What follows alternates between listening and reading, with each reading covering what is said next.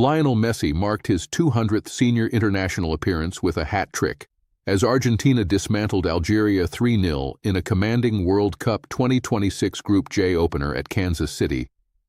Welcome to FairPlay, Football AI Review. The stakes in Group J were immediately clear from kickoff. Argentina came into this tournament as defending world champions, carrying the weight of expectation that comes with that status, and anything less than a convincing win against Algeria would have been read as a stumble.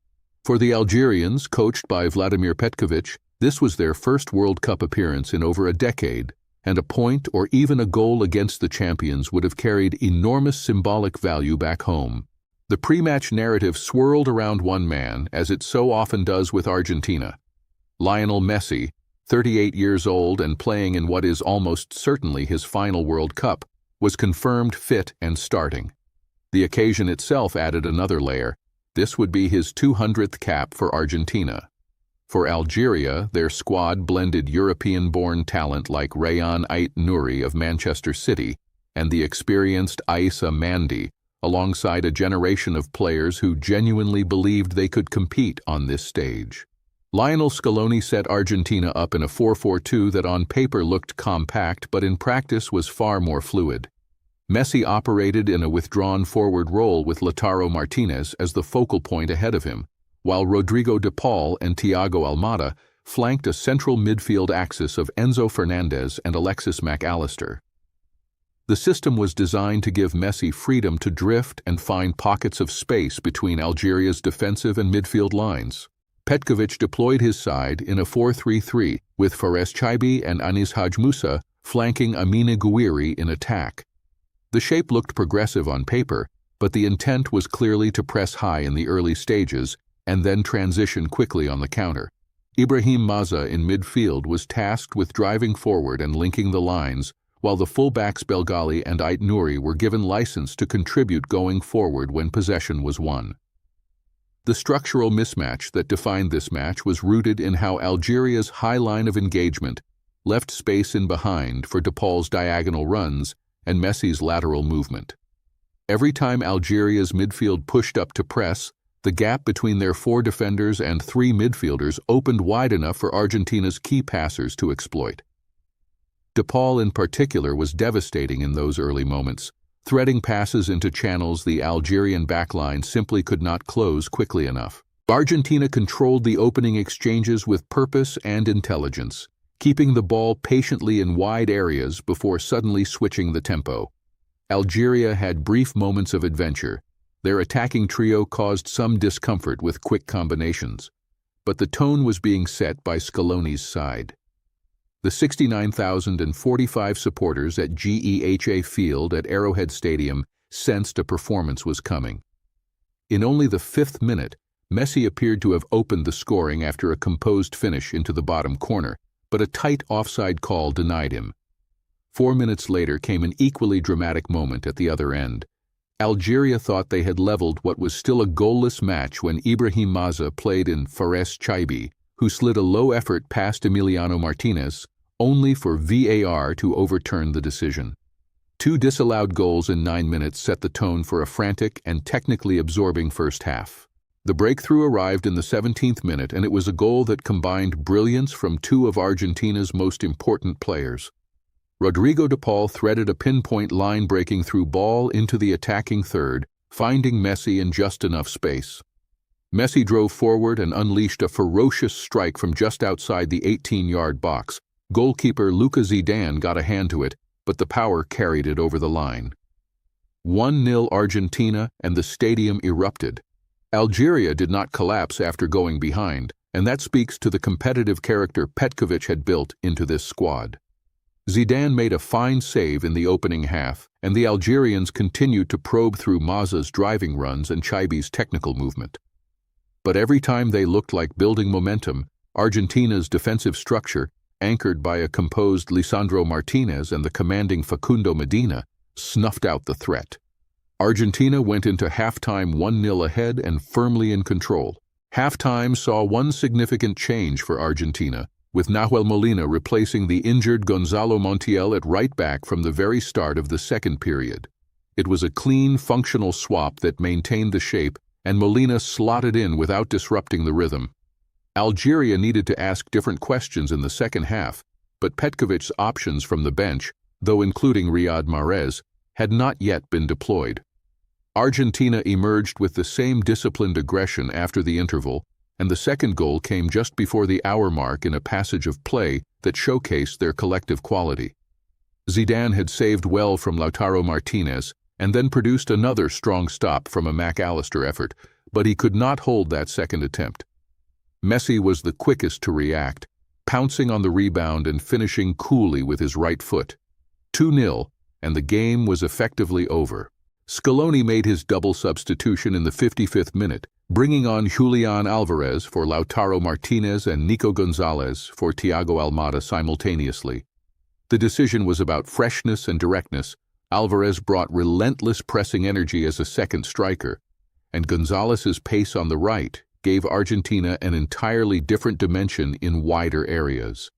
It proved an astute reading of the game.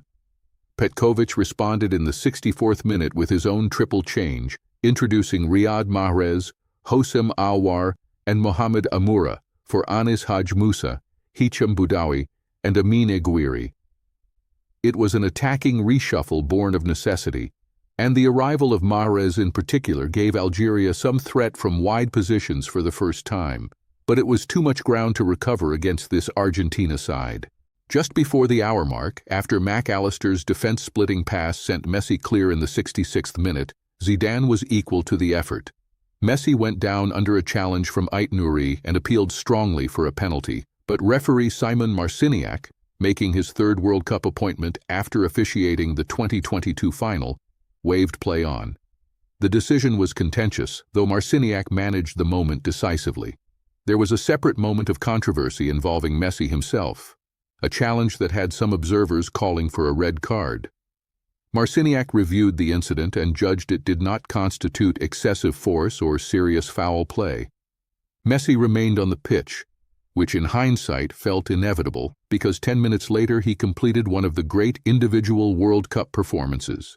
The third goal in the 76th minute was the definitive statement of the evening. Nico Gonzalez found Messi on the edge of the area with a precise pass, and Messi did what Messi does. He arrowed a curling effort into the bottom corner with that magnificent left foot. A hat trick, his 200th cap. The smile on his face said everything. On the ball, the statistics tell an interesting story.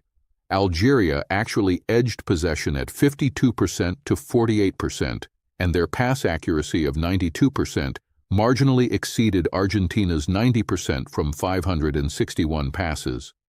But possession without penetration is just noise. What those numbers really tell you is that Algeria were comfortable in areas of the pitch where they could not hurt Argentina. The attacking threat data exposes the true difference. Argentina registered 10 shots on the night, with 6 on target, and converted 3 of them. Their expected goals figure of 0.82, while modest, significantly outstripped the damage they inflicted, which speaks to clinical finishing rather than luck. Algeria's 7 shots included 0 on target and generated just 0.33 xG.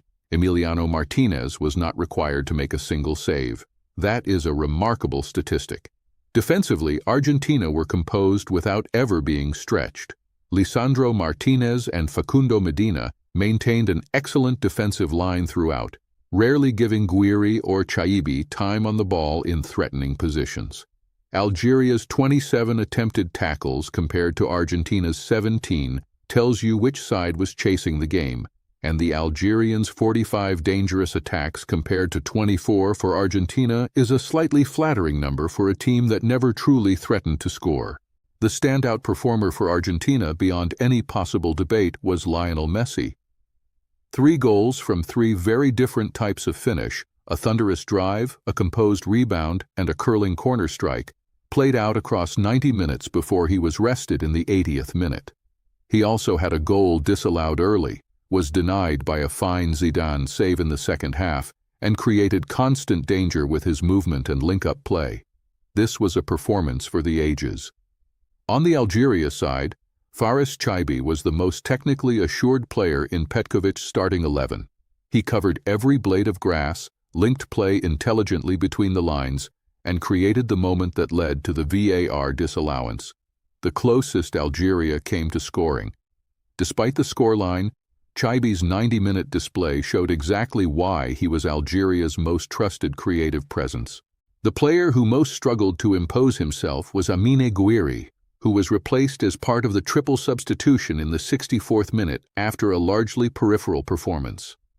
The forward found no space between Lisandro Martinez and Medina, was outmaneuvered in most of his duels, and offered little in the pressing phase. For a player of his quality, it was a difficult evening. From a managerial perspective, Scaloni got almost everything right. The formation choice created the exact mismatches he would have planned for, the Molina substitution at halftime was seamless, and the Alvarez and Gonzalez double change in the 55th minute directly preceded 2 goals. The only minor critique is that the XG of 0.82 suggests the margin of victory slightly flattered the performance in terms of pure chance creation, but when you have Messi converting at that level of efficiency, the manager's plan looks immaculate. This was the first ever competitive meeting between Argentina and Algeria, making any head-to-head context limited. But historically, Algeria's record against South American opposition at World Cups has been mixed. They showed in 2014 that they can go toe-to-toe with elite opposition, taking Germany to extra time. However, facing the reigning world champions on a stage this significant, without a settled identity at the top of the pitch, proved too great a mountain. Argentina's recent form entering this tournament was broadly strong, with significant wins over Brazil 4-1 and Venezuela 3-0 in South American qualifying, though a 1-0 defeat to Ecuador demonstrated they are not invincible. That South American school of hard results has clearly steeled this squad, and their ability to win ugly when required makes them formidable in a tournament format. Algeria had won 4 of their last 6 matches in African qualifying, including a 5-1 dismantling of Mozambique, but the quality of opposition they have faced bears little comparison to what they encountered in Kansas City. The gap between African qualifying and World Cup group stage against the champions is significant, and Petkovic will need his squad to respond psychologically before facing Jordan in their next fixture. In Group J after Matchday 1, Argentina lead with 3 points and a goal difference of +3, while Austria also sit on 3 points with a +2 goal difference following their own 3-1 win. Jordan and Algeria both have 0 points, meaning the second qualification spot. 3 teams advance from each group in this expanded 48-team tournament, is genuinely open. Algeria and Jordan will meet each other before both face their respective remaining opponents, giving both sides a route back into contention. Argentina face Austria next on the 22nd of June, which will be a far sterner examination. Austria are organized, press with intensity, and their result on match day, one suggests they will not simply roll over for the champions. Algeria then take on Jordan on June 23rd, a match Petkovic's side must win to keep their qualification hopes alive. Jordan are beatable but will be motivated and dangerous on the counter. The qualification picture, frankly, looks excellent for Argentina and genuinely precarious for Algeria. Argentina will almost certainly progress. A draw against Austria would likely be sufficient to secure their place in the round of 16. Algeria need a win against Jordan to stay alive, but even then will likely need a result against Austria on the final match day. Their goal difference of -3 is a significant handicap. The realistic forecast is Argentina qualifying as group winners, with Austria and potentially Jordan competing for the 2nd and 3rd spots. This was a night that will be remembered for one man and one milestone. Argentina were efficient, composed, and ruthlessly clinical on the occasions that mattered, while Algeria competed with more spirit than the scoreline suggests, but were ultimately undone by the unbridgeable gap between their quality and Messi's.